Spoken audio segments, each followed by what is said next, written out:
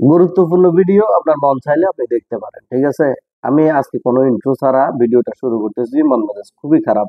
ঠিক আছে, এই কারণে এখনো পর্যন্ত সোহাগ ভাই এই ইউএই রিলেটেড বা কোনো ভুল তথ্য দিছে কিনা, ভিসা রিলেটেড কোনো ভুল তথ্য দিছে কিনা যদি কেউ প্রমাণ করতে পারেন আমি প্রকাশ্যে ক্ষমা চাইবো। এখনো পর্যন্ত আমি আপনাদেরকে বিভ্রান্তমূলক কোনো খবরও ছড়াই নাই, বিভ্রান্ত হবেন এরকম কোনো তথ্যও দিই নাই। ভুল তথ্য যদি নিজের অজান্ত দিয়ে থাকি আমি অবশ্যই আপনাদের কাছে ক্ষমা চাইবো। ঠিক আছে, কিন্তু তার আগে কিছু গর্বিত মায়ের সন্তানদের উদ্দেশ্যে কিছু কথা বলতে চাই, সাথে প্রমাণও আছে, প্রমাণও দেখাচ্ছি। ঠিক আছে, তো আমি বলেছিলাম যে আবুধাবি ট্রাফিক ফাইন 5 বছরের আগে ট্রাফিক ফাইন যদি কারোর থেকে থাকে তাহলে এগুলো মাফ হয়ে যাবে, আবুধাবি কোর্ট থেকে এটার নির্দেশনা। ঠিক আছে, তো এটার ভিডিও বানাইছি। কিছু গর্বিত মায়ের সন্তান হয়তো বুঝে নাই, গর্বিত বাবার সন্তান তারা না বুঝে গালি দিচ্ছে।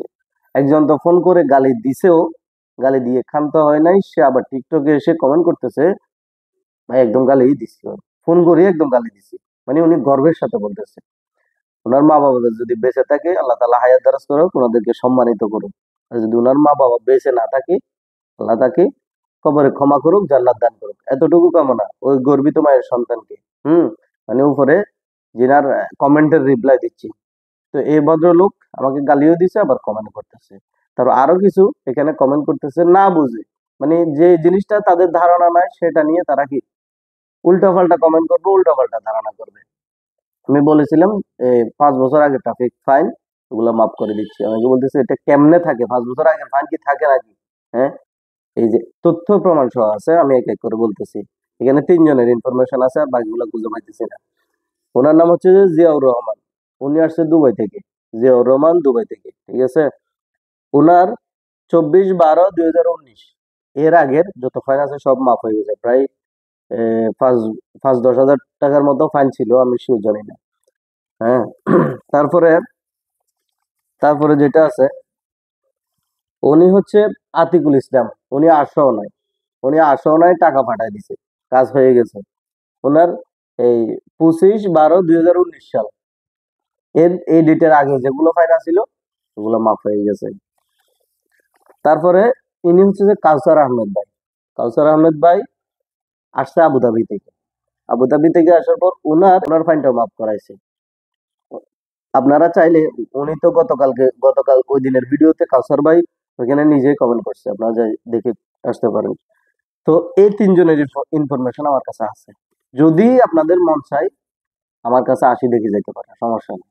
হ্যাঁ, তো যেসব ভাইয়েরা গালি দিচ্ছেন, যেসব ভাইয়েরা উল্টোপাল্টা কমেন্ট করছেন তাদের জন্য শুভকামনা, আর কোনো কথা বলার নাই।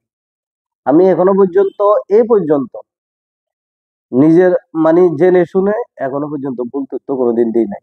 যেটা দেওয়ার চেষ্টা করছি সঠিক তথ্য দেওয়ার চেষ্টা করছি, যতটুকু পারছি আপনাদেরকে সঠিক ইনফরমেশন দিয়ে সহযোগিতা করছি।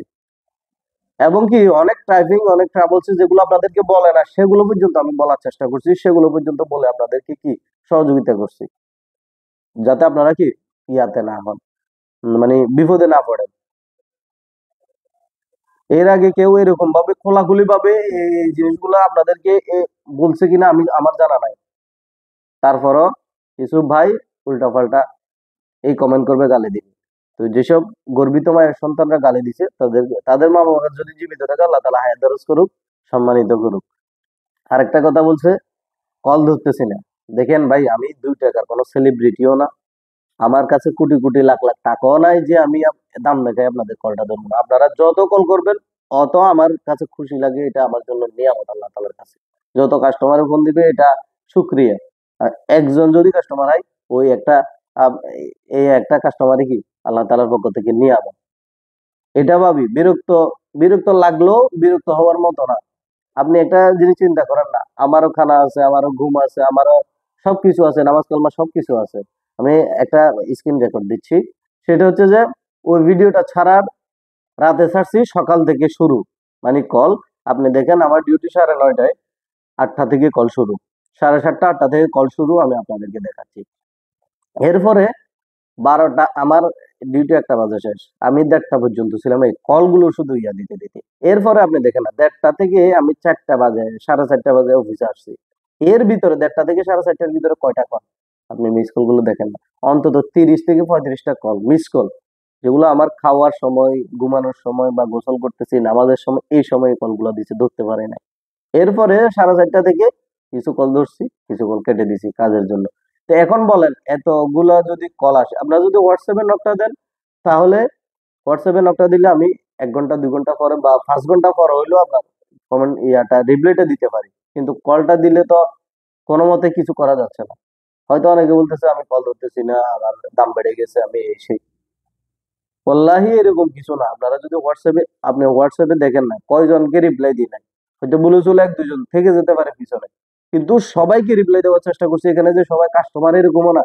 অনেকে ইনফরমেশনের জন্য এই বিপদে পড়ছে, ওই বিপদে পড়ছে, এখন কি করব, এগুলো জানার জন্য কি কল করতেছে, এসএমএস করতেছে।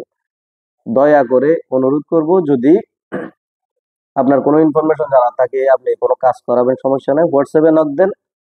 আজকেও হোয়াটসঅ্যাপ নাম্বার এখানে দেওয়া আছে, হোয়াটসঅ্যাপে নক দেন। হোয়াটসঅ্যাপে নক দিলে আপনার 1-2 ঘন্টা পর হইলেও আপনাকে রিপ্লাই দেবো ইনশাল্লাহ। তো ভিডিওটা অনেক লম্বা হয়ে গেছে, অনেক দুঃখ নিয়ে আসলে ভিডিওটা করতে হয়েছে। আমি মানে এটা ভাবি না যে কি তারা এভাবে গালি দিবে বা উল্টো পাল্টা কমেন্ট করবে। তো আশা করি ব্যাপারটা বুঝতে পারছেন। ধন্যবাদ সবাইকে, ভালো থাকবেন, সুস্থ থাকবেন।